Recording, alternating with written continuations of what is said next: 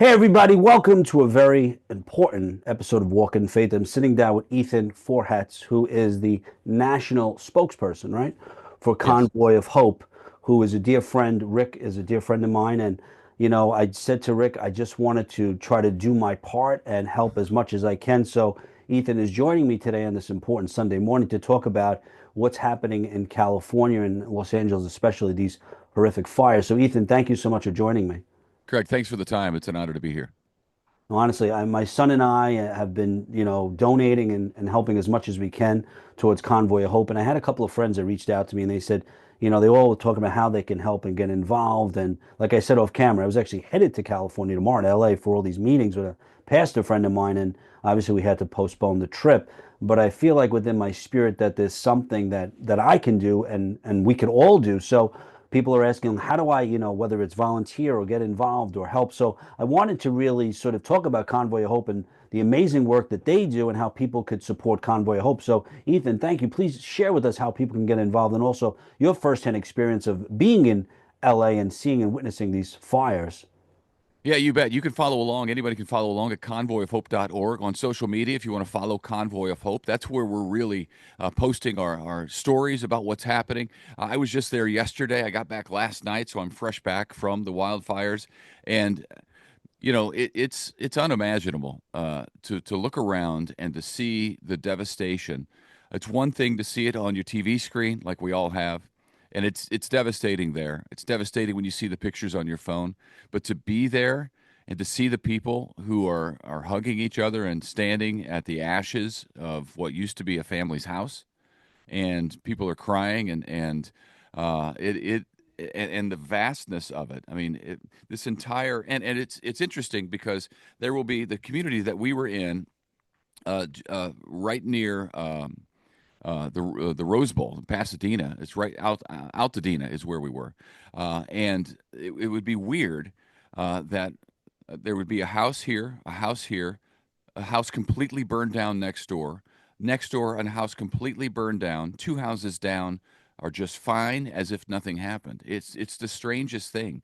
But once those fires started, they did catch other houses on fire throughout the neighborhood. This particular spot we were on, we came in the street from the front. Two houses in a row were burned, and then behind them, a series of houses. If you go down that road, and you think about it, it happens so quickly because what normally happens in these situations is the ash from the wildfires that are burning kind of in the woods more on the mountain blow in the wind. And at times there were 100-mile-an-hour winds blowing those ashes. They land in the backyard or on the roof of a house. And then it's too late to do anything. They go up so quickly. So you think about the horror of the people who were in those houses at the time. They realized, oh, their house is on fire. I can't, there's nothing I can do. The fire department's not going to be there to put it out in time. We have to get out immediately. And they're leaving behind everything that they care about and own. That's a worldly possession. It's they got out with their lives in many cases. Sadly, about a dozen people or more Mhm. haven't, which is horrific. But many people were able to get out, but they don't have anything now. So Convoy of Hope was able to provide them with a little bit of comfort to help them understand that they're loved by God, they're loved by us, and the rest of the country knows what's going on, and we care about them. And I've found in my experience with disasters that that's a big aspect of what people need. That's an important part. Sometimes the most important part is they need to know that we care and we're there to put an arm around them, pray with them if that's what they'd like, and that goes a long way. Mm. I think that's so important. There was a woman, I think it was when it first started, and she had this sort of presence, and she said, I only took three things with me. Mm. And she named the three things. It was like an engagement ring, it was a photo, and then it was some random item. And she was like, it's just stuff. And I reflected on that. And I've been reflecting on that since. And I said, I'm not that strong. I am so attached to my things, my goods, right? Yep. And when you said about the arm, right, that hug, that love that God has, and I think that's something that from this experience that we all need to really think about. And I said to my wife, what are the three things that you would take? As I started to think about what is really important, right, opposed to all this stuff that Right. we've accumulated, And you're there, Convoy of Hope is there to sort of reassure and reaffirm that one of the most important things is the love that Jesus Christ has for all of us. Yeah. And I think these tragedies really they strip away everything and they show us what's truly important, which is community and that love that we have for all of our brothers and sisters in Christ. It's Yeah. so you've been to so many, like you said, just horrific areas. Can you compare this to anything you've ever witnessed or seen before? Yeah, I've been to there. There are some tornadoes and hurricanes that have really wiped out everything. But as far as fires go, I've never seen anything like this. In some communities, all the houses on every street are gone, and every one of those houses represents a family's life, a family's, everything that they have. Our biggest possession, most people's most expensive possession is the house that we own. We put everything that we have in that house. And when you think about people leaving with sometimes two items that they can carry, one in each hand, and that's all they leave with. They have their lives, which is the most important. And I think that woman commenting on that she has the most important thing. She got out with the most. She doesn't need that other stuff. After living through it, I think it really does strip us back to the things that are important, and it's our family, it's our friends, and it's our eternal relationship with the Lord. When you have those things, I think somehow, supernaturally, probably, I think the Lord steps in and helps. But we're able to feel like, okay, I'm okay. I have the important things.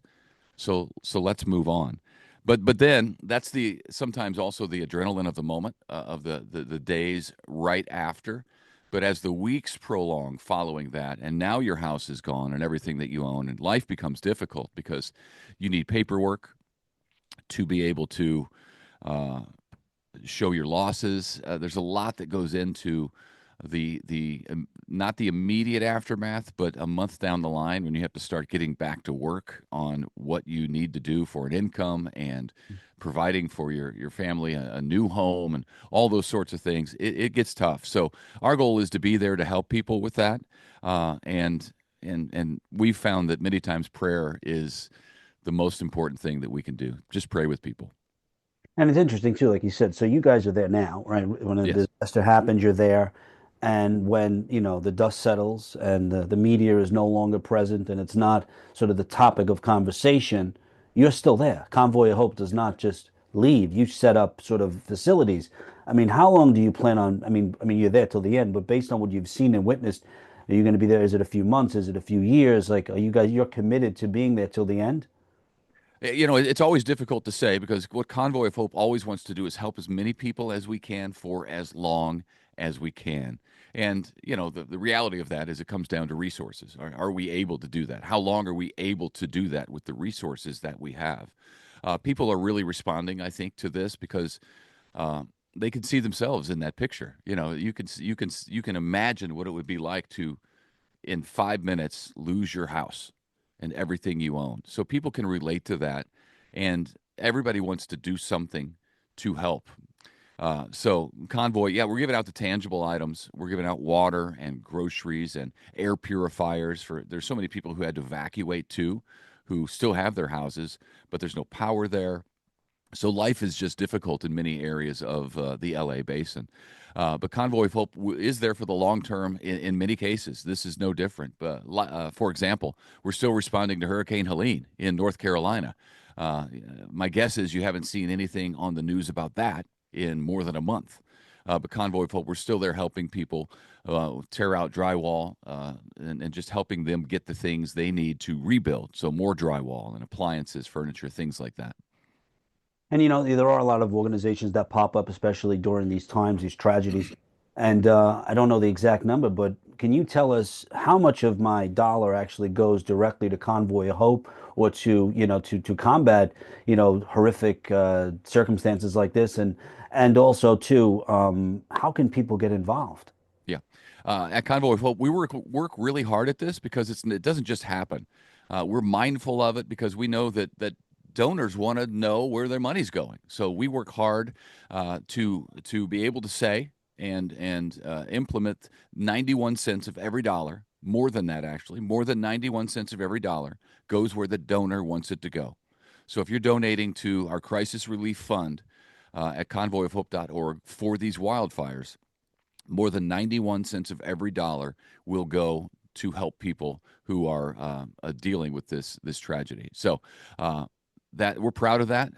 We want to be good stewards of what we've been given because we know that's important to the Lord, and it's important to people who give. So we want them to be confident in that. Thank you for asking.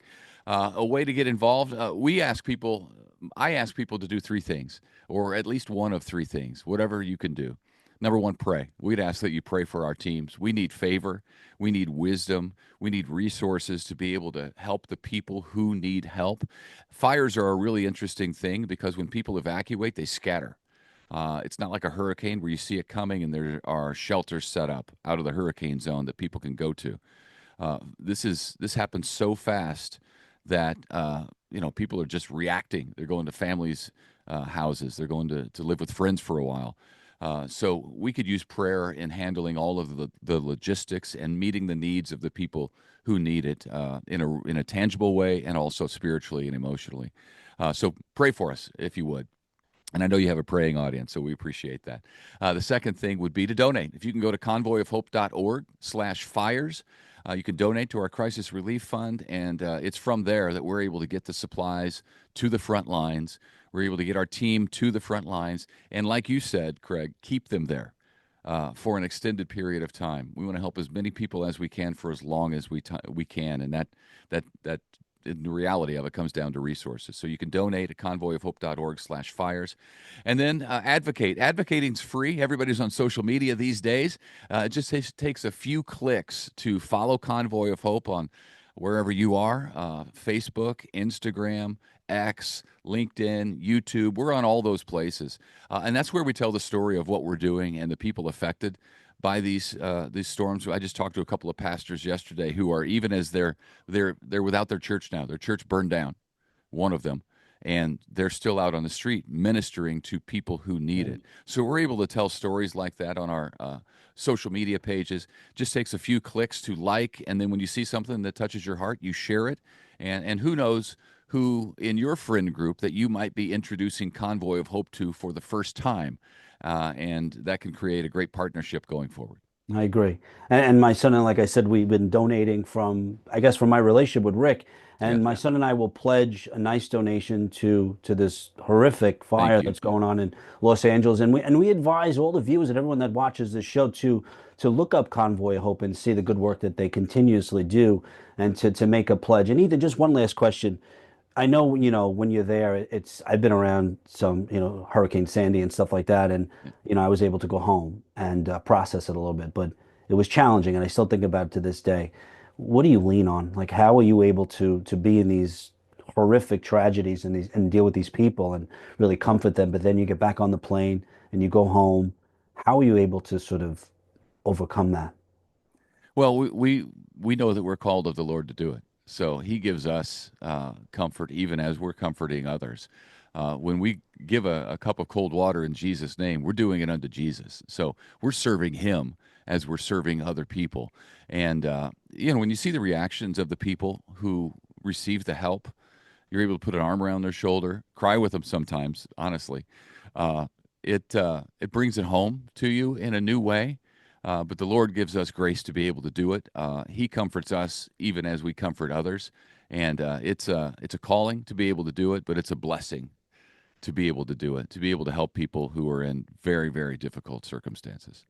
Well, Ethan, thank you so much for your time. And I know it's a Sunday and you have church, and I just got back from church, but I really appreciate your time and all the work that Convoy of Hope continues to do. And guys, just like he said, just log on and find out more about Convoy of Hope and really let people know, be an advocate for Convoy of Hope on social media and just make a pledge. This is what we're called to do. Ethan, thank you again. Greg, thank you. Appreciate the time. My pleasure. Guys, I hope you enjoyed today's episode of Walk in Faith. Always remember you have the ability to inspire and evangelize through your words and actions. God bless you.